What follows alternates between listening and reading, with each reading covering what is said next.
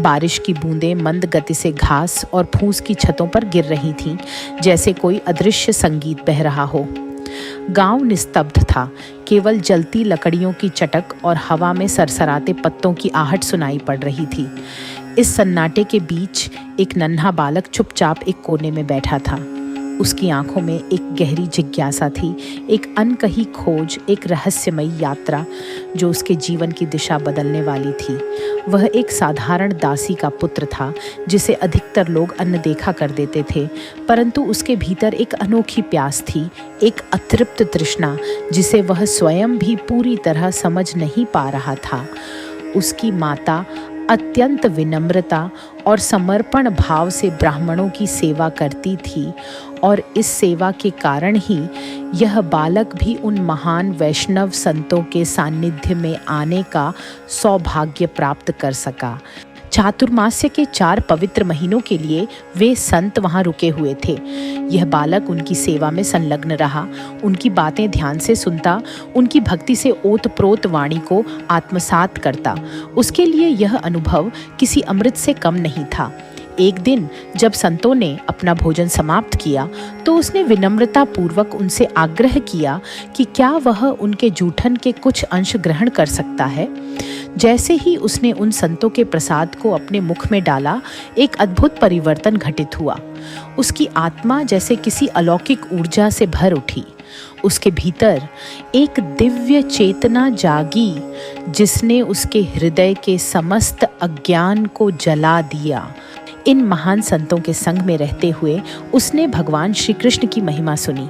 प्रत्येक कथा, प्रत्येक प्रसंग उसके लिए अमृत के समान था। जितना वह सुनता, उतना ही उसकी सांसारिक इच्छाएं क्षीण होती चली गईं। बचपन के खेल, अन्य बच्चों की हंसी, सब कुछ अब उसे फीका लगने लगा। वह एक ऐसी दुनिया की ओर खिंचता चला गया जिसे केवल भक्ति की आंखों से ही देखा जा सकता था। जब संतों के जाने का समय आया तो उन्होंने उसे भगवान श्री कृष्ण के गूढ़ रहस्यों और आध्यात्मिक साधना की शिक्षा दी।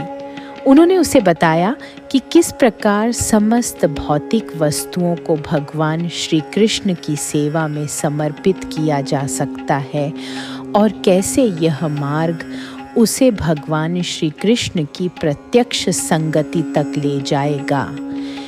इस दिव्य ज्ञान को उसने अपने हृदय में संजो लिया, परंतु जल्द ही उसका जीवन एक कठोर मोड़ पर आ गया। उसकी माता, जो उसका एकमात्र सहारा थी, एक दिन सांप के काटने से मृत्यु को प्राप्त हुई। बालक शोक में था, परंतु उसने इसे भगवान श्री कृष्ण की विशेष कृपा के रूप में स्वीकार किया। अब उसे संसार में बांधने वाला कोई नहीं था। वह अकेला, परंतु भीतर से किसी अदृश्य शक्ति से प्रेरित होकर घर छोड़कर अज्ञात दिशाओं में निकल पड़ा। उसने घने जंगलों, ऊंचे पहाड़ों और निर्जन स्थलों को पार किया। भूख, प्यास, थकान, सब कुछ उसे सताता, परंतु उसकी आत्मा दृढ़ थी। अंततः एक निर्मल सरोवर के किनारे पहुंचकर उसने जल ग्रहण किया और स्नान करके स्वयं को ताजगी से भर लिया। फिर एक विशाल वट वृक्ष की छाया में बैठकर उसने ध्यान लगाया उस दिव्य स्वरूप का, जिसका वर्णन उसने संतों से सुना था। और तभी एक चमत्कार हुआ।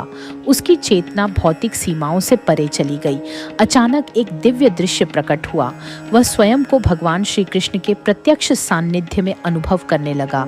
उनकी उपस्थिति किसी भी सांसारिक अनुभूति से अधिक वास्तविक थी। अश्रुधारा बह निकली, हृदय प्रेम से भर गया। उस क्षण समस्त ब्रह्मांड अदृश्य हो गया। केवल भगवान श्री कृष्ण की शाश्वत गोद में समाने की अनुभूति शेष रह गई। परंतु जैसे ही यह दिव्य दर्शन आया, वैसे ही विलुप्त भी हो गया। उसने आंखें खोली, वह दृश्य जा चुका था। उसका हृदय तड़प उठा। उसने पुनः उस रूप को देखने का प्रयास किया, परंतु व्यर्थ। और तभी एक गंभीर, करुणामय किंतु दृढ़ स्वर आकाश से गूंजायमान हुआ। वत्स, तुम इस जीवन में मुझे पुनः नहीं देख पाओगे, परंतु यह दर्शन मैंने तुम्हें इसलिए दिया है ताकि मेरी प्राप्ति की उत्कंठा सदा के लिए तुम्हारे हृदय में जलती रहे। मेरी कृपा से न तो तुम्हारी आध्यात्मिक उन्नति रुकेगी और न ही तुम्हारा स्मरण बाधित होगा, और जब यह भौतिक संसार तुम्हारे लिए विलुप्त हो जाएगा तब तुम निश्चित रूप से मेरी दिव्य संगति प्राप्त करोगे। स्वर थम गया, परंतु बालक के हृदय में एक चिरस्थायी ज्वाला प्रज्वलित कर गया। उसने भगवान श्री कृष्ण को प्रणाम किया और तब से उसने समाज के नियमों की परवाह किए बिना केवल भगवान श्री कृष्ण के नाम का कीर्तन करते हुए भटकना आरंभ कर दिया। धन, प्रतिष्ठा, संसार की कोई भी वस्तु अब उसके लिए अर्थहीन थी। केवल भगवान श्री कृष्ण के नाम का गान ही उसकी प्राणवायु बन चुका था। समय आने पर उसने अपना भौतिक शरीर त्याग दिया, परंतु मृत्यु के स्थान पर वह दिव्य रूप में परिवर्तित हो गया। जैसे बिजली चमकती है और अंधकार को पल भर में मिटा देती है, वैसे ही वह एक तेजस्वी अलौकिक स्वरूप को प्राप्त कर चुका था।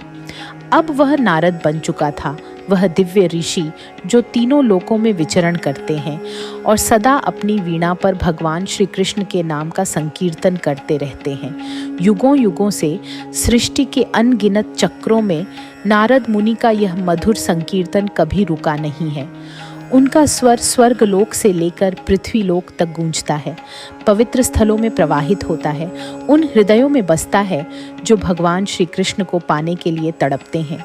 और आज भी यदि कोई सच्चे हृदय से सुने तो शायद उसे नारद ऋषि की वीणा की वह दिव्य ध्वनि सुनाई दे, वह ध्वनि जो आत्माओं को भगवान श्री कृष्ण की शरण में लौटने के लिए पुकार रही है।